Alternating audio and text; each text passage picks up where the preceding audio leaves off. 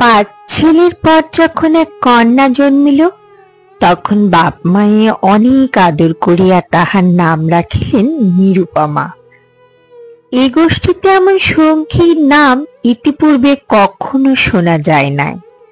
প্রায় ঠাকুর দেবতার নামই প্রচলিত ছিল।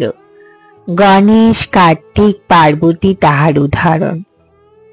এখন নিরুপমার বিবাহের প্রস্তাব চলিতেছে। তাহার পিতা রামসুন্দর মিত্র অনেক খোঁজ করেন, কিন্তু পাত্র কিছুতেই মনের মতন হয় না। অবশেষে মস্ত এক রায় বাহাদুরের ঘরের একমাত্র ছেলেকে সন্ধান করিয়া বাহির করিয়াছেন। উক্ত রায় বাহাদুরের পৈতৃক বিষয় আশায় যদিও অনেক হ্রাস হইয়া আসিয়াছে, কিন্তু বনেদি ঘর বটে।